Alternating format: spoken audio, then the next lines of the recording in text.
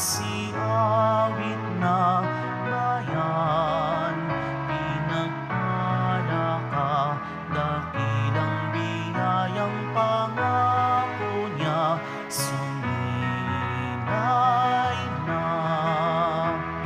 Sinauna mong hangarin, taon ay tubusin, upang siya ay makapiling, mapaglirog na Diyos natin. Bayan, magsiawit na bayan, pinagpala ka, dakilang biyayang pangako niya, sumilay na. Dakilang biyayang pangako niya, sumilay na.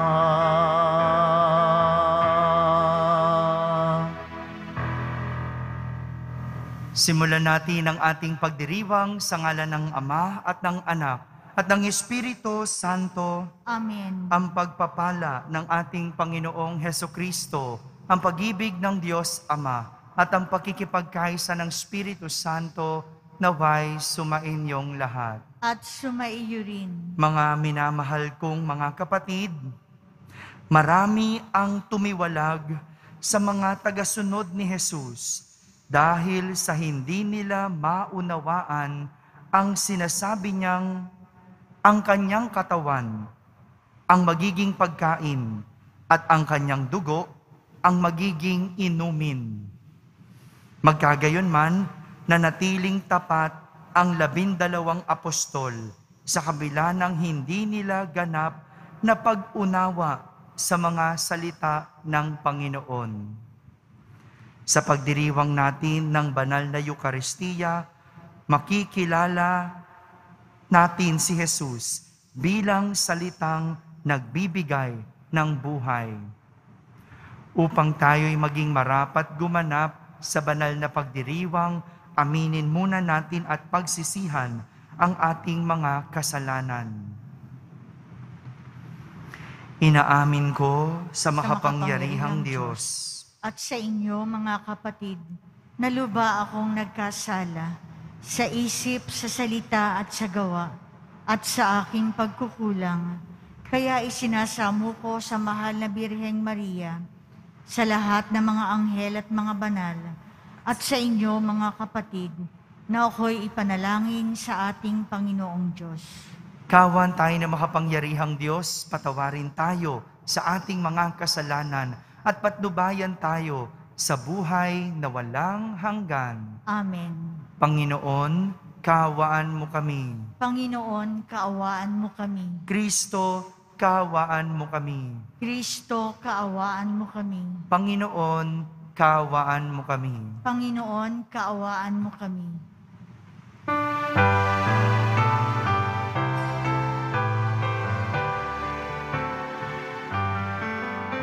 Papuri sa Diyos, papuri sa Diyos, papuri sa Diyos sa kaitaasan, at sa lupa'y kapayapaan, at sa lupa'y kapayapaan sa mga taong pinalulugdan niya. Pinupuri ka namin, dinarangal ka namin, sinasamba ka namin, ipinagpupuli ka namin, pinasasalamatan ka namin. Dahil sa dakila mong angking kapurihan, Panginoong Diyos, Hari ng langit, Diyos amang makapangyarihan sa lahat, Panginoong Jesucristo, bugtong na anak, Panginoong Diyos, Kordero ng Diyos, anak ng Ama. Ikaw na nag-aalis ng mga kasalanan ng sanlibutan. Maawa ka sa amin. Ikaw na nag-aalis ng mga kasalanan ng sanlibutan. Tanggapin mo ang aming kahilingan. Tanggapin mo ang aming kahilingan. Ikaw na naluluklok sa kanan ng Ama, maawa ka sa amin. Sapagkat ikaw lamang ang banal at ang kataas-taasan. Ikaw lamang, O Jesucristo, ang Panginoon. Kasama ng Espiritu Santo sa kadakilaan ng Diyos Ama. Amen. Ng Diyos Ama. Amen. Papuri sa Diyos. Papuri sa Diyos. Papuri sa Diyos sa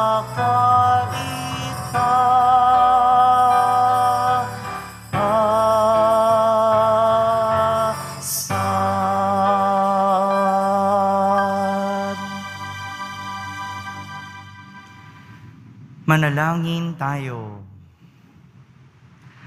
Ama naming makapangyarihan, ginagawa mong kami magkaisa ng kalooban.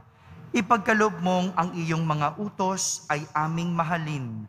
Ang iyong mga pangako ay hangarin naming tanggapin upang sa anumang pagbabago sa paligid namin manatiling matatag ang aming loobin. Sa tunay na kasiyahang matatagpuan sa iyong piling. Sa pamamagitan ni Jesucristo, kasama ng Espiritu Santo, magpa sa walang hanggan. Amen. Pagbasa mula sa aklat ni Josue. Noong mga araw na iyon, tinipo ni Josue ang Sikem, ang lahat ng lipi. Pagkatapos, tinawag niya ang matatanda, ang mga hukom, ang mga pinuno at mga tagapangasiwa sa Israel, at sila'y humarap sa Panginoon. Sinabi niya, "Kung ayaw ninyong maglingkod sa Panginoon, sabihin ninyo kung kanino kayo maglilingkod. Sa Diyos-Diyosang sinamba ng inyong mga ninuno sa Mesopotamia, o sa mga Diyos-Diyosan ng mga Amoreo na sinasamba dito sa lupaing inyong tinatahanan. Ngunit ako at ang aking angkan ay sa Panginoon lamang maglilingkod." Sumagot ang bayan, "Wala kaming balak na talikuran ang Panginoon at maglingkod sa mga Diyos-Diyosan. Ang Panginoon na ating Diyos ang siyang humango sa atin sa pagkaalipin sa Ehipto. Nasaksihan din namin ang mga kababalaghang ginawa niya upang tayo'y maingatan saan man tayo mapadako o maliligtas sa mga kaaway na ating nadaanan. Kaya't kami rin ay sa Panginoon maglilingkod. Siya ang ating Diyos. Ang salita ng Diyos. Salamat sa Diyos. Magsumikap tayong kamtin ang Panginoong butihin. Magsumikap tayong kamtin ang Panginoong butihin. Panginooy aking laging pupurihin. Sa pasasalamat, di ako titigil. Aking pupurihin kanyang magagawa. Kayong naaapi, makinig, matuwa. Magsumikap tayong kamtin ang Panginoong butihin. Kinukupkup ng Diyos ang mga matuwid, at ang taghoy nila'y kaniyang dinirinig. Nililipol niya yaong masasama hanggang sa mapawi sa isip ng madla. Magsumikap tayong kamtin ang Panginoong butihin. Agad dinirinig daing ng matuwid. Iniligtas sila sa mga panganib. Tumutulong sila sa nasisiphayo. Ang walang pag-asay, hindi binibigo. Magsumikap tayong kamtin ang Panginoong butihin. Ang taong matuwid, masuliranin man. Sa tulong ng puon, agad maiibsan. Kukupkupin siya ng lubos-lubusan. Kahit isang butoy, hindi magagalaw. Magsumikap tayong kamtin ang Panginoong butihin. Ngunit ang masama ay kasamaan din. Sa taglay na buhay, ang siyang kikitil. Mga lingkod niya'y kanyang ililigtas. Sa napakupkup, siyang mag-iingat. Magsumikap tayong kamtin ang Panginoong butihin.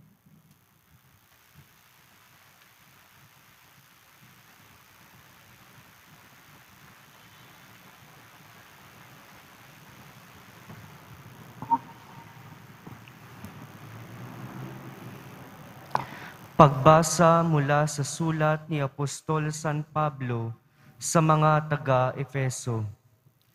Mga kapatid, pasakop kayo sa isa't isa, tanda ng inyong paggalang kay Kristo.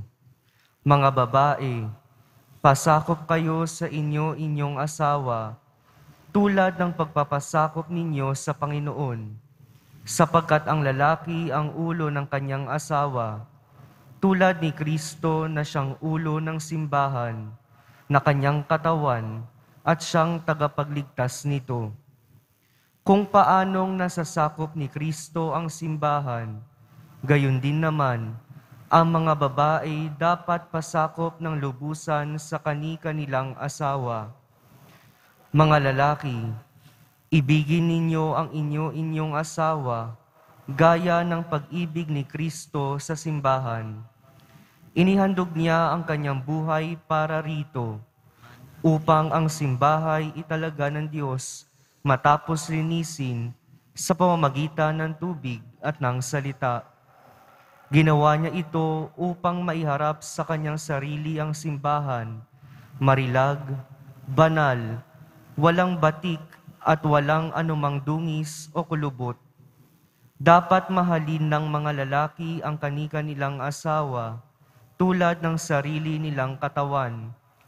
Ang lalaking nagmamahal sa kanyang asawa ay nagmamahal sa kanyang sarili. Walang taong namumuhi sa sarili niyang katawan, bagkus ito'y pinakakain at inaalagaan, gaya ng ginawa ni Kristo sa simbahan. Tayo'y mga bahagi ng kanyang katawan. Dahil dito, iiwan ng lalaki ang kanyang ama't ina at magsasama sila ng kanyang asawa, at sila'y magiging isa. Isang dakilang katotohanan ang inihahayag nito, ang kaugnay ni Kristo sa simbahan ang tinutukay ko. Ang salita ng Diyos. Salamat sa Diyos.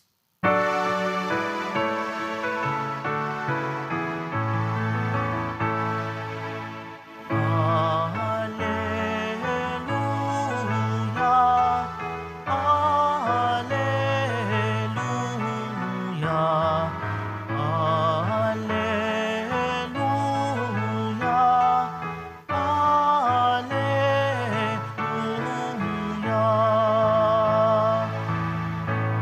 Espiritong bumubuhay. Ang salita mo may kapal, buhay mo ang tinataglay.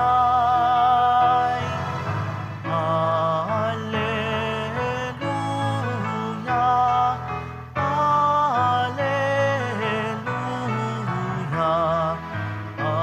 Alleluia.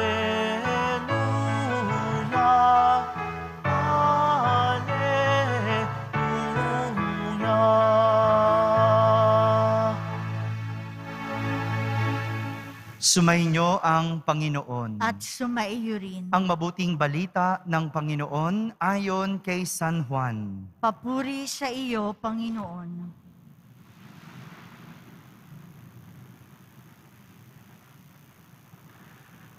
Noong panahong iyon, marami sa mga alagad ni Jesus ang nagsabi, "Mabigat na pananalita ito. Sino ang makakatanggap nito?" Alam ni Jesus na nagbubulong-bulungan ang kanyang mga alagad tungkol dito. Kaya't sinabi niya, "Dahil ba rito ay tatalikuran na ninyo ako? Gaano pa kaya kung makakita kayong o makita ninyong umaakyat ang anak ng tao sa dati niyang kinaroroonan? Ang Espiritu ang nagbibigay buhay. Hindi ito magagawa ng laman. Ang mga salitang sinabi ko sa inyo ay Espiritu at buhay. Ngunit may ilan sa inyong hindi nananalig sa akin, sapagkat talastas ni Jesus, buhat pa noong una, kung sino-sino ang hindi nananalig sa Kanya at kung sino ang mga magkakanulo sa Kanya. Idinugtong pa niya, iyan ang dahilan, kaya ko sinabi sa inyo na walang makakalapit sa akin malibang loobin ito ng Ama." Mula nooy, marami sa kanyang mga alagad ang tumalikod at hindi na sumama sa kanya. Kaya't tinanong ni Jesus ang 12, "Ibig din ba ninyong umalis?" Sumagot si Simon Pedro, "Panginoon, kanino po kami pupunta? Nasa inyo ang mga salitang nagbibigay ng buhay na walang hanggan. Naniniwala kami at ngayon ay natitiyak naming kayo ang banal ng Diyos."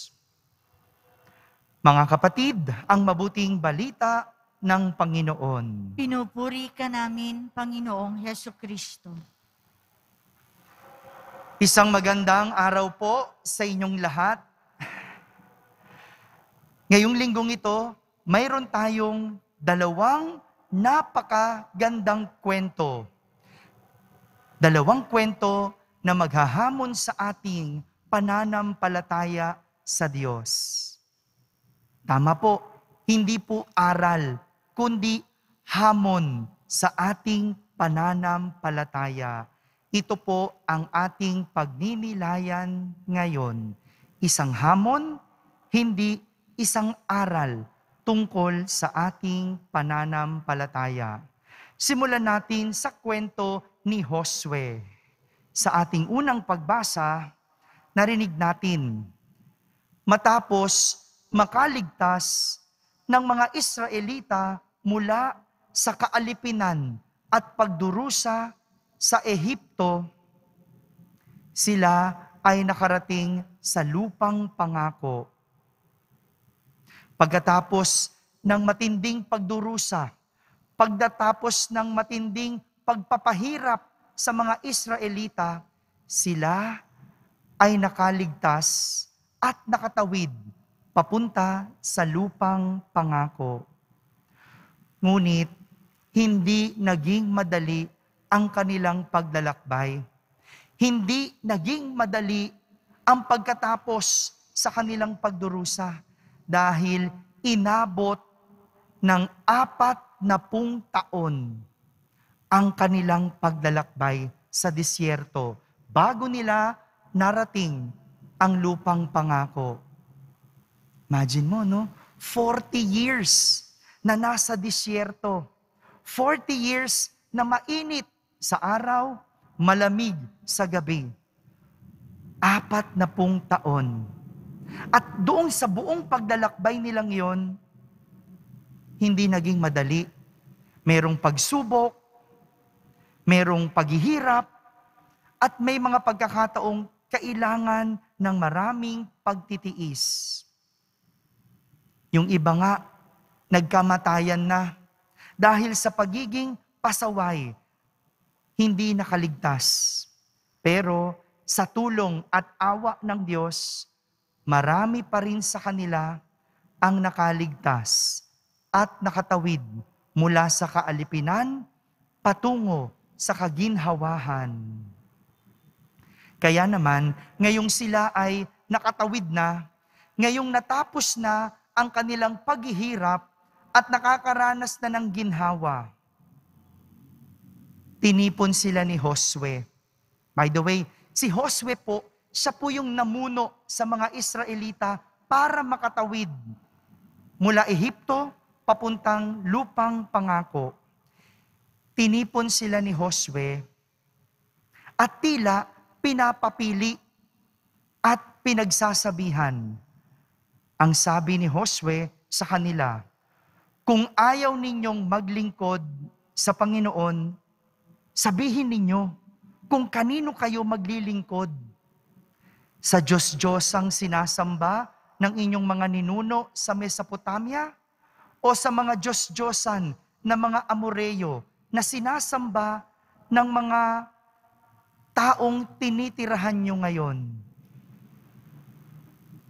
Pinapili sila ni Josue dahil tapos na ang trabaho ng Panginoon, nakaginhawa na sila, maluwag na ang pamumuhay, tapos ng paghihirap. Ngayon, tinatanong sila ni Josue, patuloy niyo pa bang pagdilingkuran ang Diyos?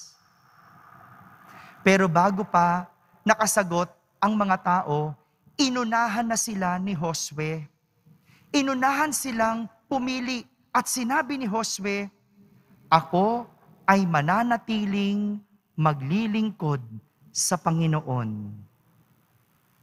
At ganito nga ang nangyari, nanatili si Josue maglingkod sa Panginoon hanggang kanyang kamatayan. Kahit na tapos ang pagdirusa, kahit na nakaligtas na sa pagkakaalipin, patuloy pa rin si Josue naglingkod sa Panginoon. Samantala, sa ating ebanghelyo, sa ating ikalawang kwento, halos parehas ang tema ng kwento ni Josue sa kwento ni Jesus sa ating ebanghelyo. Marami ang hindi nakakaunawa sa mga sinasabi ni Jesus na siya ang tinapay ng buhay.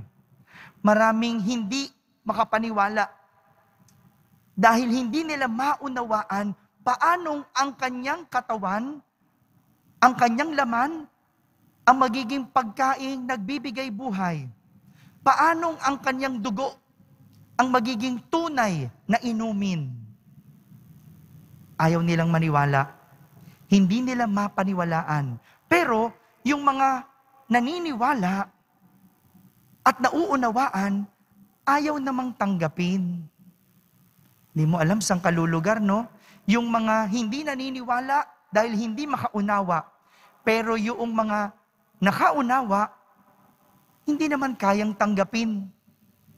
Kaya nga, ang tanong sa kanila ni Jesus, dahil ba dito, tatalikuran na ninyo ako? Porque ba hindi mo nauunawaan?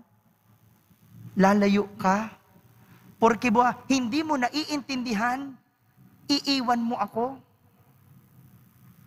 Ito yung tanong ni Jesus sa kanila.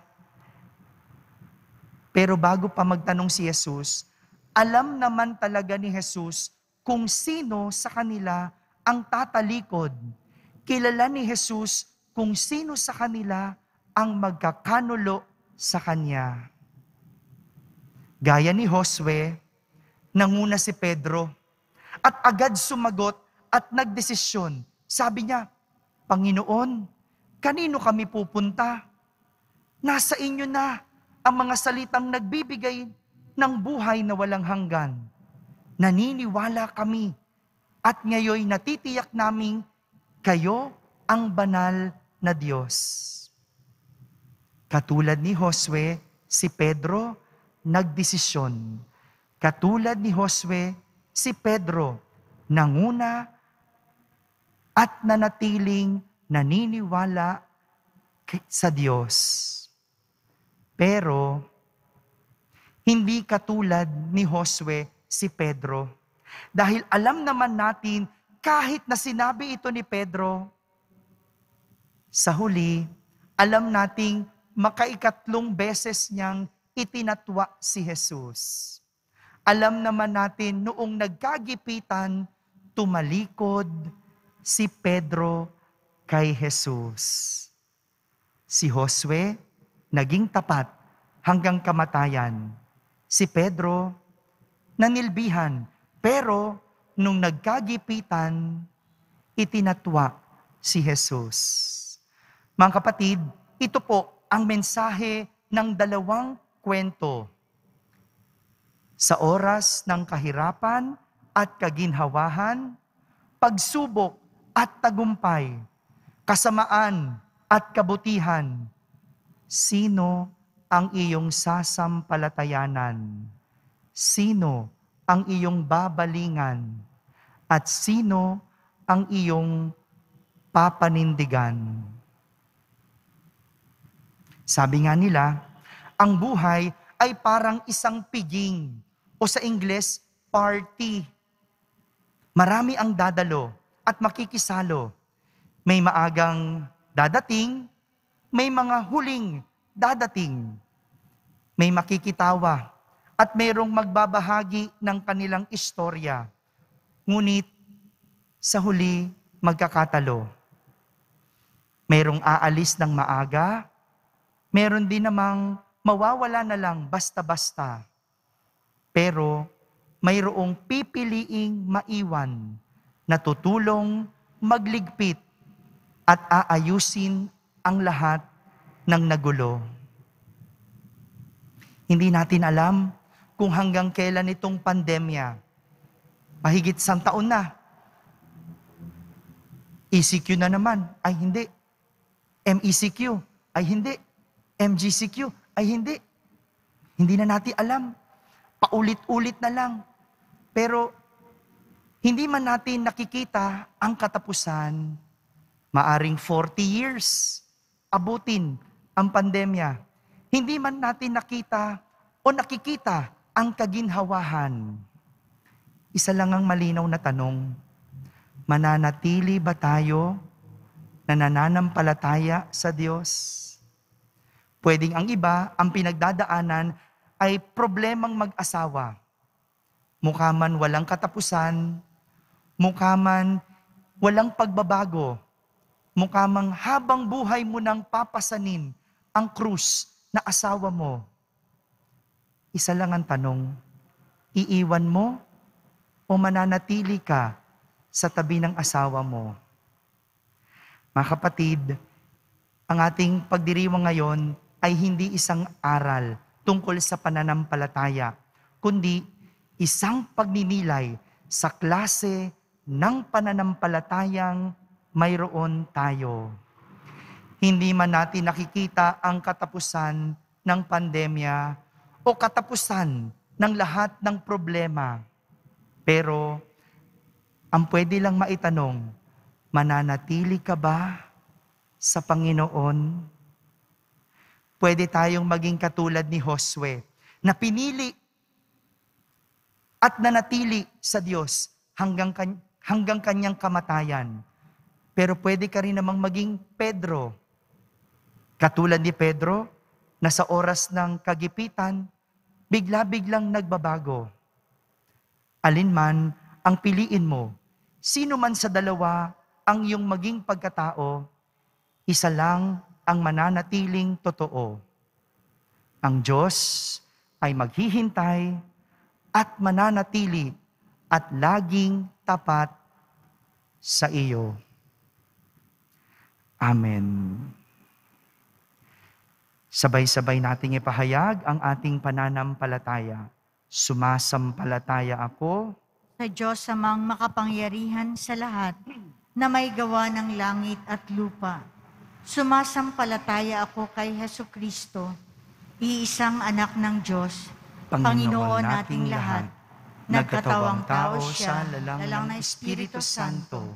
Ipinanganak ni Santa Mariang Birhen, pinagpakasakit ni Poncio Pilato, ipinako sa krus, namatay, nilibing, nanaog sa kinaroroonan ng mga yumao, nang may katlong araw na buhay na magmuli, umakyat sa langit, naluklok sa kanan ng Diyos amang makapangyarihan sa lahat. Doon magmumulang paririto at hukom sa mga nabubuhay at nangamatay na tao. Sumasampalataya naman ako sa Diyos Espiritu Santo, sa banal na simbahang Katolika, sa kasamahan ng mga banal, sa kapatawaran ng mga kasalanan, sa pagkabuhay na muli ng nangamatay na tao, at sa buhay na walang hanggan. Amen. Minamahal kong mga kapatid, manalangin tayo sa Diyos nating Ama upang maging matatag tayo sa ating pananampalataya. Siya nawa ang ating maging matibay na sandigan sa pagharap sa mga pagsubok at unos ng buhay. Ating sambitin sa bawat panalangin, Panginoon, dinggin mo kami. Panginoon, dinggin mo kami.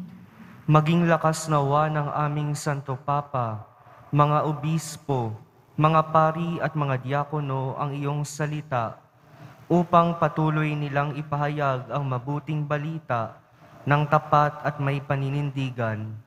Manalangin tayo. Panginoon, dinggin mo kami. Sumalig nawa kay Jesus, siyang salitang nagbibigay buhay, ang mga namumuno sa aming bayan. Huwag nawa silang masilaw sa kayamanan at kapangyarihan. Manalangin tayo. Panginoon, dinggin mo kami. Maging matatag nawa ang mga frontliners, mga doktor, nurse, at lahat ng mga nagmamalasakit para mapigilan ang pagkalat ng COVID-19. Maipagpatuloy nawa nila ang kanilang gawain sa tulong at gabay mo, O Diyos Ama. Manalangin tayo. Panginoon, dinggin mo kami. Huwag nawang panghinaan ng loob ang mga pamilyang may alitan at nagkakawatak-watak. Matutunawa silang magsakripisyo at maging mapagpakumbaba upang maibalik nila ang ugnayan sa bawat isa. Manalangin tayo. Panginoon, dinggin mo kami. Tanggapin mo nawa sa iyong kaharian ang mga kapatid naming namayapa upang sila'y magkamit ng walang hanggang kagalakan at kapayapaan. Manalangin tayo. Panginoon, dinggin mo kami. Sa katahimikan, ating ilapit sa Diyos ang ating mga pansariling kahilingan.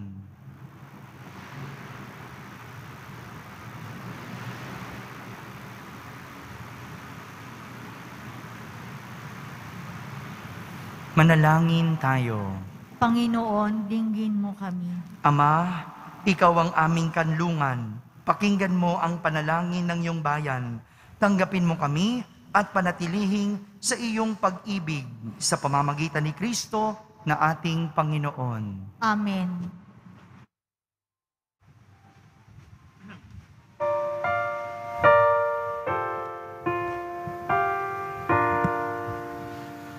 Paghahanda ng alay ay narito po. Ang alak at tinapay dala sa altar mo. Ano'y magiging tunay, dugo mo't katawan.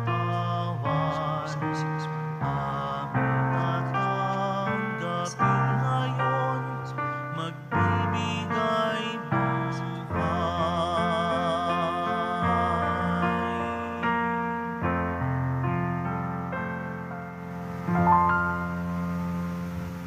Manalangin kayo mga kapatid upang ang paghahain natin ay kalugdan ng Diyos amang makapangyarihan. Tanggapin nawa ng Panginoon itong paghahain sa iyong mga kamay, sa kapurihan niya at karangalan, sa ating kapakinabangan at sa buong sambayanan niyang banal. Ama naming lumikha, pinagkamit mo kami ng iyong pagkupkop, pakundangan sa isang palampalagiang paghahandog. Kaya't sa iyong sambayanan ay iyong ipagkaloob ang pagkakaisa at kapayapaang nagbubuklod, bunga ng aming mga alay na iyong ikinalulugod. Sa pamamagitan ni Jesucristo, kasama ng Espiritu Santo, magpa sa walang hanggan. Amen. Sumainyo ang Panginoon. At sumaiyo rin. Itaas sa Diyos ang inyong puso at diwa. Itinaas na namin sa Panginoon. Pasalamatan natin ang Panginoong ating Diyos. Marapat na siya ay pasalamatan. Ama naming makapangyarihan, tunay ngang marapat na ikaw ay aming pasalamatan sa pamamagitan ni Jesucristo na aming Panginoon. Lubhang nabagbag ang kanyang loob sa pagkakamali ng tao sa sansinukob, kaya't minabuti niyang siya ay ipanganak ng birheng bukod mong pinagpala sa babaeng lahat. Sa labi ng imbing kamatayan, kami ay inagaw ng namatay mong anak. Sa pagkabuhay niya, kami ay kanyang binuhay upang kaugnayan namin sa iyo ay huwag magwakas. Kaya kaysa ng mga anghel na nagsisiawit ng papuri sa iyo ng walang humpay sa kalangitan, kami nagbubunyi sa iyong kadakilaan.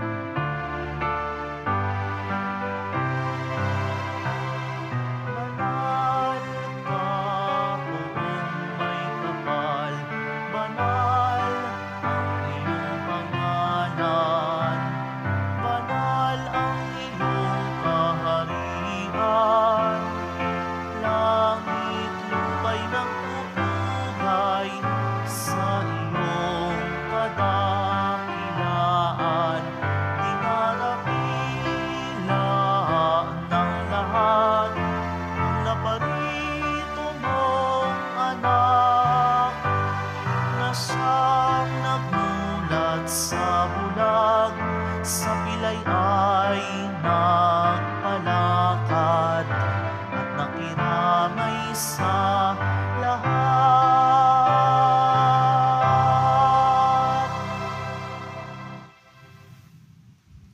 Ama naming banal, ikaw ang bukal ng tanang kabanalan. Kaya't sa pamagitan ng iyong Espiritu ay gawin mong banal ang mga kaloob na ito upang para sa amin ay maging katawan at dugo ng aming Panginoong Hesukristo. Bago niya pinagtiis ang kusang loob na maging handog, hinawakan niyang tinapay, pinasalamatan kanya, pinaghati-hati niya iyon, iniabot sa kanyang mga alagad at sinabi, "Tanggapin ninyong lahat ito at kanin, ito ang aking katawan na inihahandog para sa inyo."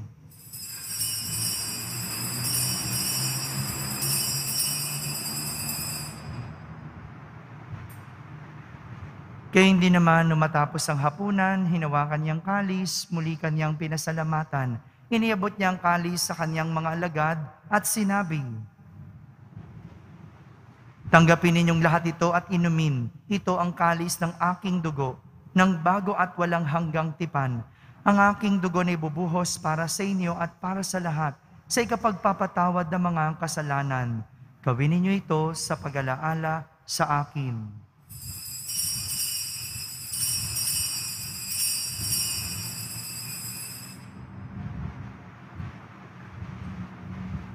Ipagbunyi natin ang misteryo ng pananampalataya. Si Kristo'y namatay, si Kristo'y nabuhay, si Kristo'y babalik sa wakas ng panahon. Ama, ginagawa namin ngayon ang pag-alaala sa pagkamatay at muling pagkabuhay ng iyong anak. Kaya't inaalay namin sa iyo ang tinapay na nagbibigay buhay at ang kalis na nagkakaloob ng kaligtasan. Kami nagpapasalamat dahil kami iyong minarapat na tumayo sa harap mo para maglingkod sa iyo. Isinasamo namin kaming magsasalo-salo sa katawan at dugo ni Kristo ay mabuklod sa pagkakaisa sa pamamagitan ng Espiritu Santo. Ama, lingapin mo ang iyong simbahang laganap sa buong daigdig. Puspusin mo kami sa pag-ibig. kaisa ni Francisco na aming Papa, ni Jose na aming Obispo at ng Tanang Kaparian. Alalahanin mo rin ang mga kapatid naming nahimlay na may pag-asang sila'y muling mabubuhay. Gayon din ang lahat ng mga pumanaw. Kaawan mo sila at patuloyin sa iyong kaliwanagan. Kaawan mo at pagindapating kaming lahat na makasalo sa iyong buhay na walang wakas. Kaisa na mahal na Birheng Maria na Ina ng Diyos, ng kabiyak ng puso niyang si San Jose, kaisa ng mga apostol at ng lahat ng mga banal na namuhay dito sa daigdig ng kalugod-lugod sa iyo. May pagdiwang nawa namin ang pagpupuri sa kararangal mo sa pamamagitan ng iyong anak na aming Panginoong Hesukristo. Sa pamamagitan ni Kristo, kasama niya at sa Kanya, ang lahat ng parangal at papuri ay sa iyo, Diyos Amang makapangyarihan, kasama ng Espiritu Santo, magpa sa walang hanggan. Amen, amen, amen, amen.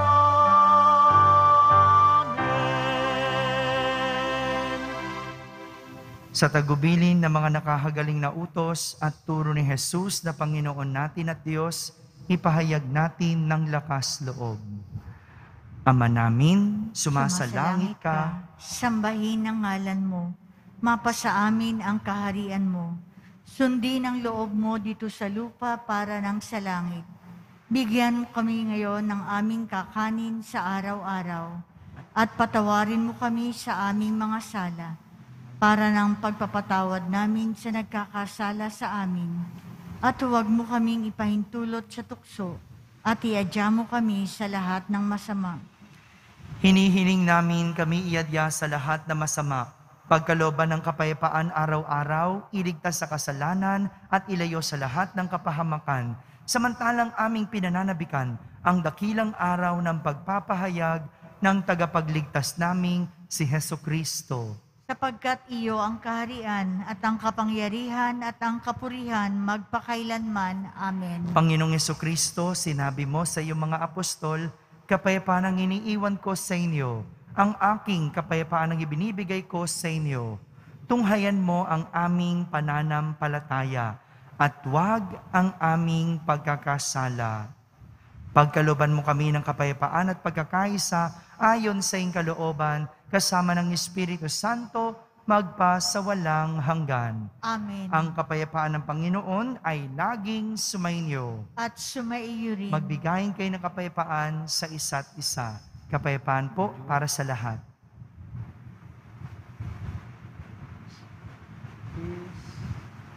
Kordero ng Diyos na nag-aalis ng mga kasalanan ng sanlibutan, maawa ka sa amin. Kordero ng Diyos na nag-aalis ng mga kasalanan ng sanlibutan, maawa ka sa amin. Kordero ng Diyos na nag-aalis ng mga kasalanan ng sanlibutan, ipagkaloob mo sa amin ang kapayapaan.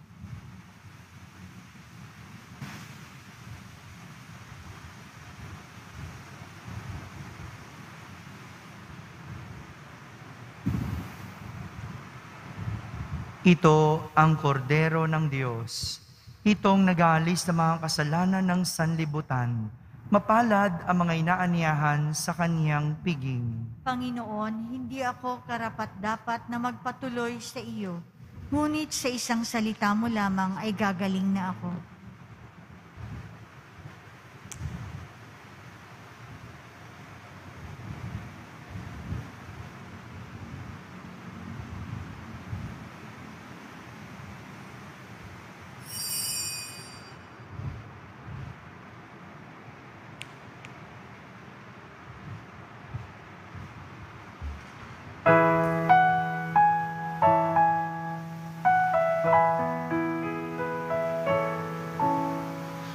Sino ang aking babalingan?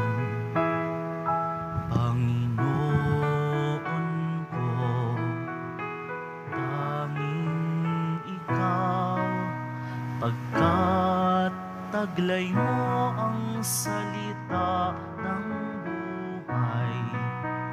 Ikaw ang buhay na walang hanggan.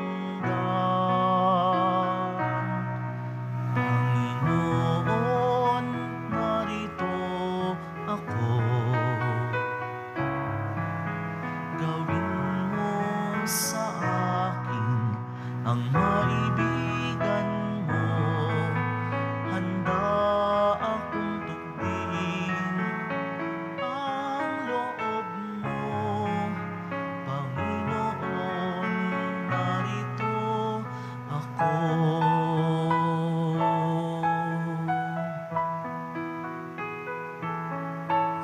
Sino ang aking babalingan?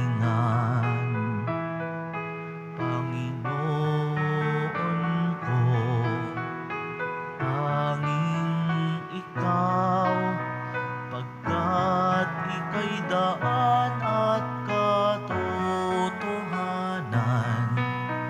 Ikaw nga ang aking kaligtasan. Panginoon, narito ako. Gawin mo sa akin ang maibigan mo. Handa akong tukdin ang loob mo, Panginoon, narito ako.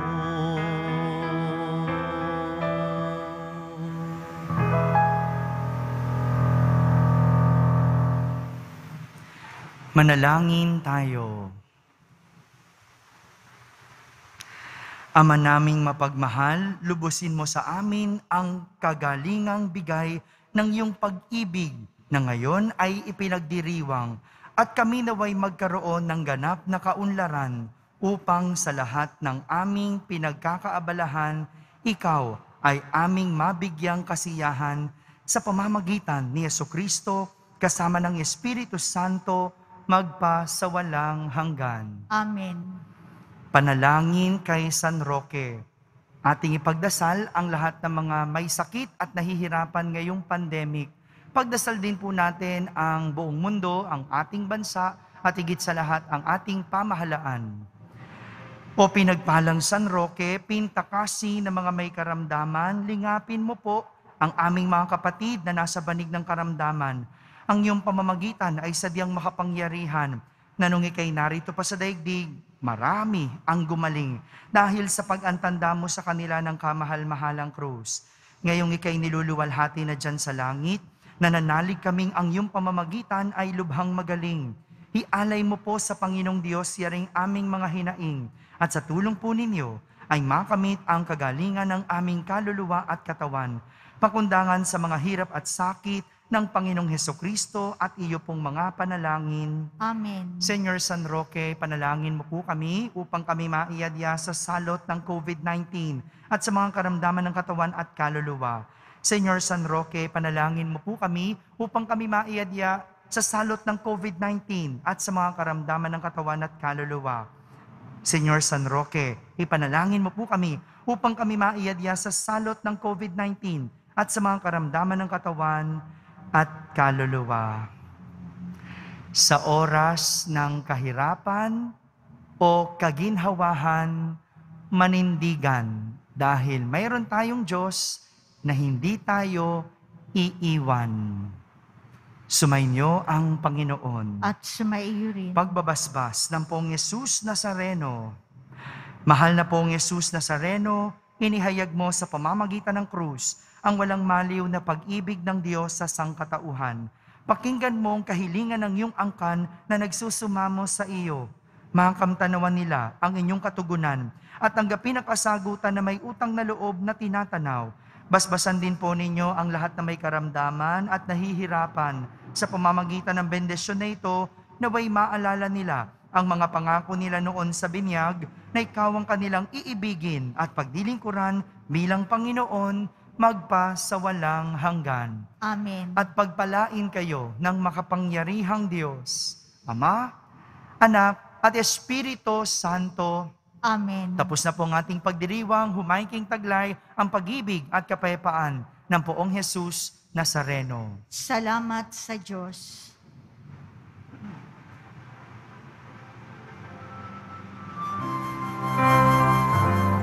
Nuestro Padre Jesús, Nazareno, sinasamba ka namin. Pinipintuho ka namin. Aral mo ang aming buhay at kaligtasan. Nuestro Padre Jesus Nazareno, iligtas mo kami sa kasalanan.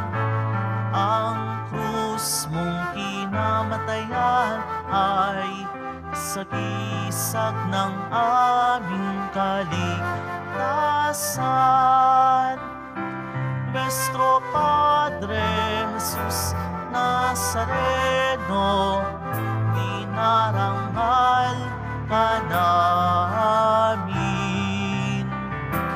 Nuestro Padre Jesus Nazareno, niluluwalhati ka namin. Nuestro Padre Jesus Nazareno, dinarangal ka namin. Nuestro Padre Jesus Nazareno,